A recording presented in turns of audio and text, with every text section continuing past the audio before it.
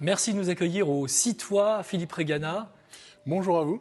Alors un lieu qui est implanté en plein cœur de la zone industrielle des Charmilles. Le fait qu'on soit dans ce quartier de Genève, c'est aussi une signification.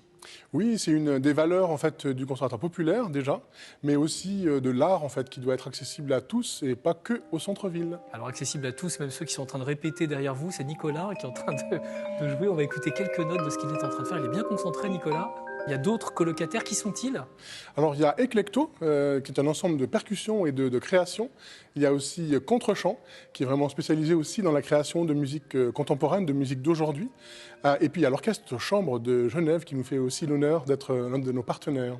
Et puis vous, le Conservatoire populaire, ce terme populaire justement, dans la perspective du développement durable, quelle signification ça porte ce mot populaire?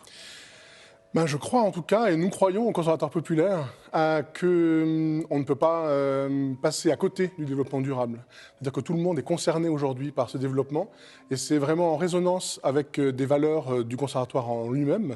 Depuis 1932, on fête nos 90 ans. On a fêté nos 90 ans, on va encore continuer un peu en 2023. C'est des valeurs finalement de collectif, de travailler ensemble. C'est des valeurs de créativité, parce qu'il va falloir inventer un monde nouveau.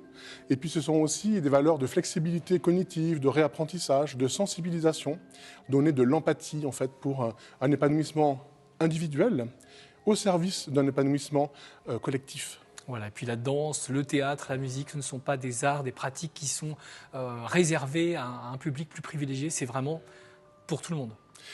À l'heure actuelle, en tout cas, on ne peut plus considérer, de notre avis, l'enseignement artistique, de la musique, de la danse et du théâtre comme un enseignement réservé à une certaine partie de la société, ou bien juste pour un complément d'une bonne éducation.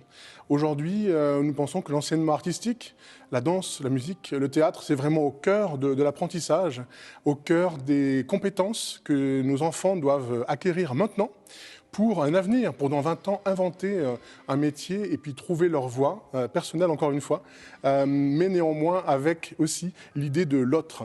Ça se fait dans des lieux de culture comme ici, ça se fait également dans les classes genevoises où vous êtes présents?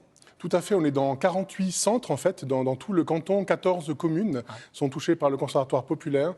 Et pour nous, c'est un peu la lame de fond, c'est vraiment ce qui nous anime, d'aller chercher les élèves et puis d'aller porter cet enseignement au bout du canton. Alors pour vous qui êtes musicien, qui avez l'habitude du public, évidemment, puis des artistes, puisque vous dirigez le Conservatoire populaire, de manière plus générale, quel est votre regard sur le développement durable? Qu'est-ce que peut apporter le milieu de la culture?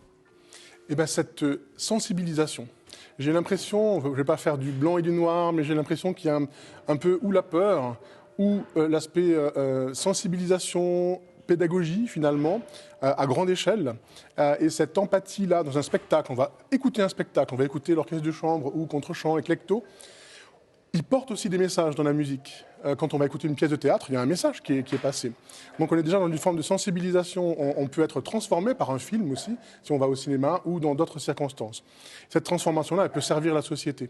Puis après, il y a tout le côté enseignement aussi, où évidemment, si on parle de développement, on va parler des enfants qui se développent, en fait, qui s'élèvent jusqu'à l'âge adulte. Et puis nous, on va être acteurs en fait, un petit peu sur tous ces circuits-là. Éveilleurs de conscience. Complètement.